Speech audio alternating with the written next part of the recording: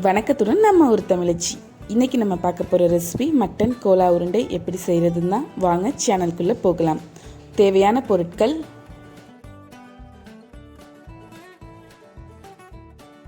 ஒரு மிக்சிங் பவுலில் நான் 100 கிராம் கொத்துக்கறி எடுத்துக்கிறேன். அது கூட கொஞ்சமாக சின்ன வெங்காயம் அரிஞ்சு ஆட் பண்ணுறேன். 1 கப் துருவன தேங்காய், கொஞ்சமாக கொத்தமல்லி இலைகள், கறிவேப்பிள்ளை, 2 டேபிள் ஸ்பூன் பெருஞ்சீரகம், 1/2 டேபிள் ஸ்பூன் மஞ்சத்தூள், காரத்துக்கேற்ப மிளகாய்த்தூள் நான் 2 டேபிள் ஸ்பூன் ஆட் பண்ணுறேன். உங்கள் காரத்துக்கு ஏற்ற மாதிரி நீங்கள் ஆட் பண்ணிக்கோங்க. தேவையான அளவு உப்பு. இது எல்லாத்தையும் ஃபஸ்ட்டு நம்ம ஈவனாக மிக்ஸ் ஆகிற மாதிரி பண்ணிடலாம். மிக்ஸ் பண்ண இந்த கலவையை ஒரு மிக்சர் ஜாரில் மாற்றி நம்ம நைஸாக அரைச்சி எடுத்துப்போம். இதுக்கு தண்ணி ஊற்றி அரைக்கக்கூடாது. பாருங்கள், இப்போ இது நல்லா நைஸாக மசிஞ்சிருக்கு.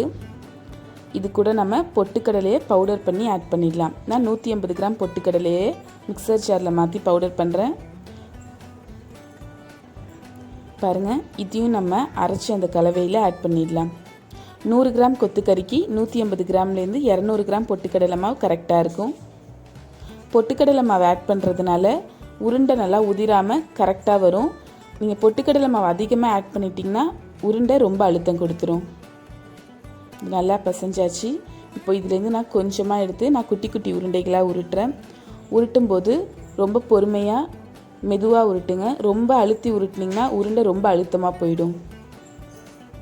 பாருங்கள், இது மாதிரி விரிசல் இல்லாமல் உருட்டிக்கோங்க. நம்ம உருண்டை இப்போ ரெடி ஆகிடுச்சு. நீங்கள் இது கொஞ்சம் பெரிய சைஸில் கூட உருட்டிக்கலாம். இப்போ எண்ணெய் ரெடியாக இருக்குது. நம்ம இதை பொரித்து எடுத்துடலாம். எண்ணெயை அதிக சூட்டில் வச்சுக்கோங்க. அப்போ தான் உருண்டை உடையாமல் கரெக்டாக வெந்து வரும். உருண்டை போடுறப்ப ரொம்ப பொறுமையாக போடுங்க எண்ணெயில். பாருங்கள், ஒரு சைடு வந்தோன்னே சுற்றி இப்படி கலர் சேஞ்ச் ஆகும். அப்போ நம்ம இதை திருப்பி போடலாம். பாருங்கள், ஒரு சைடு வெந்துடுச்சு. இப்போ எல்லாத்தையும் நம்ம திருப்பியாச்சு.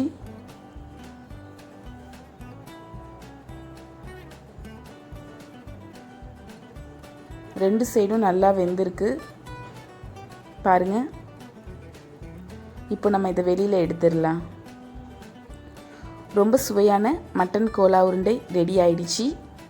இப்போ நம்ம இது உள்ளே வெந்திருக்கான்னு பார்க்கலாம். பாருங்கள், உள்ளேயும் நல்லா வெந்திருக்கு. நீங்களும் வீட்டில் கண்டிப்பாக இதை செஞ்சு சாப்பிட்டு பாருங்கள். இந்த வீடியோ உங்களுக்கு பிடிச்சிருந்தா லைக் பண்ணுங்கள், ஷேர் பண்ணுங்கள், கமெண்ட் பண்ணுங்கள். மறக்காமல் நம்ம ஒரு தமிழ் சேனலை சப்ஸ்கிரைப் பண்ணுங்கள். மீண்டும் மற்றொரு வீடியோவில் சந்திப்போம்.